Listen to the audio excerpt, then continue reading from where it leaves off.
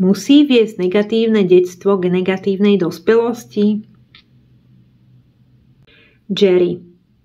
Dieťa teda môže byť negatívne ovplyvnené rodičmi, ale takýto vplyv hádam nemusí trvať po celý jeho život. Alebo áno? Inými slovami, dospelý človek predsa môže kedykoľvek urobiť vlastné rozhodnutie, nie? Abraham. Podľa toho, ako je táto otázka formulovaná, je jasné, že ste presvedčení, že malé dieťa nemá takmer žiadnu moc vo vzťahu k staršiemu, väčšiemu dospelému. Preto očakávate, že dieťa musí najprv dospieť, aby sa mohlo samo rozhodovať a riadiť svoj život. A až potom na to môže byť lepšie. Dospelý človek môže klásť prvoradý dôraz na vedomý vzťah so svojou vnútornou bytosťou a tak sa dostať do víru blahobytu a pozitívne ovládať všetko vo svojom živote. Lenže dieťa, a to aj dieťa v negatívnej situácii, ktoré zdanlivo nemôže ovládať to, čo sa s ním deje, má lepší vzťah medzi svojou fyzickou a nefyzickou časťou ako väčšina dospelých.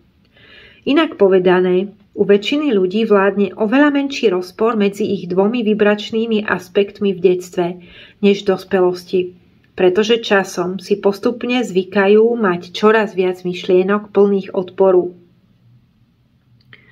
Preto sú deti väčšinou oveľa šťastnejšie ako dospelí, hoci zdanlivo majú oveľa menšiu moc. Táto kniha vám však chce pomôcť zmeniť to. Chceme, aby ste pochopili, že vždy, keď sa rozhodnete uvedomiť si vzťah medzi svojimi dvomi uhlami pohľadu, čiže vtedy, keď si poviete, že vám maximálne záleží na tom, ako sa cítite, môžete dosiahnuť súlad a napojiť sa na energiu, z ktorej vznikajú svety a naplniť tak zmysel svojho života a žiť šťastne až na veky.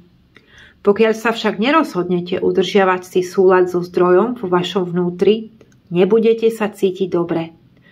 Radostný život nespočíva v tom, že ovládate svoje okolie. Radostný život spočíva v tom, že sa dostanete do súladu s tým, kým ste. Radosť nespočíva v ovládaní iných ľudí alebo okolností. Radosť spočíva v ovládaní vášho vlastného vibračného vzťahu medzi vašim fyzickým ja a nefyzickým ja.